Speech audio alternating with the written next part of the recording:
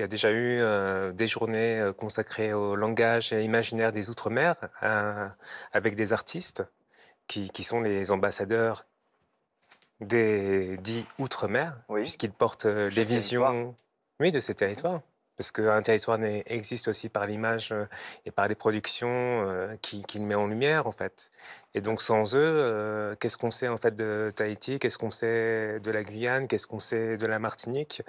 Mmh. Est-ce que c'est juste des territoires qu'on met sous assistance respiratoire ou est-ce que ces territoires produisent aussi et méritent d'être dans des musées, Et dans des d'être mis programmes en scolaires? lumière. Voilà, Et alors d'être. qu'est-ce qu'on y C'est retrouve ça justement, l'enjeu aussi. dans ce festival? Ben, on trouve deux expositions. Une exposition, alors, excusez l'accent, je parle pas créole, je parle un peu le Bushitongo, c'est une sorte de créole anglophone qu'il y a D'accord, sur le Maroni, en fait. Voilà.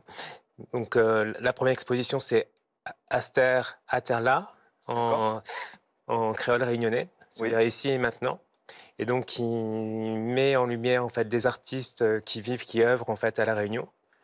La deuxième exposition, c'est des grains de poussière sur la mer, dont le titre, vous le savez peut-être, reprend une phrase de Gaulle oui. qui, au moment où il survolait en fait la Caraïbe, avait prononcé cette phrase et c'est une phrase qui est aussi révélatrice du rapport à ce qu'on appelle la métropole avec ses périphéries ultramarines. Oui, tout à fait. Et alors, cet événement multiple, il s'adresse à qui, d'Enetem? Bah, à tout le monde, à tout le monde. Quelle est la cible principale, on va Il dire? n'y a pas de cible, ça c'est pour les chasseurs, les cibles. On n'est pas dans une étude de marché, justement. Il s'agit. Il y a eu un manifeste en 2009 qui s'appelle le manifeste des produits de haute nécessité. Et ces produits de haute nécessité, je pense que autant la ménagère, autant celui qui coupe la canne que le professeur, l'ingénieur, en fait, ont besoin de ces produits de haute nécessité parce que c'est eux qui nous définissent comme humains, comme n'étant pas juste des ventres ou des consommateurs, en fait. Et alors, ce festival d'Enetem fait écho à un poème d'Édouard Glissant, Oui, justement sur justement. l'amour de notre planète. Alors, pourquoi ce choix? Euh, un chandile, bah, la réponse est déjà dans la phrase, en fait.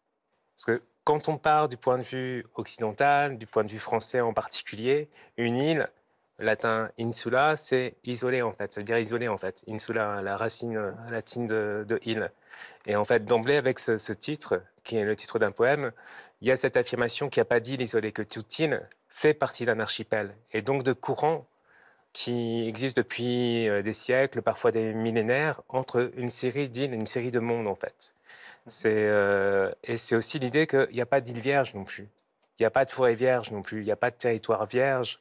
Que justement, un champ s'est cultivé, qu'il y a des cultures. C'est ça. Et Et parce que donc, tout. le fruit d'une culture aussi. Et Oui, alors, on parlait justement, donc, c'est ce festival qui est une première à Marseille. oui. Donc, est-ce qu'il y aura des éditions peut-être dans les territoires pour justement continuer à valoriser ce festival? Bah, j'espère. Mais c'était important en fait que ça vienne dans la dite métropole en fait, pour inverser en fait le rapport.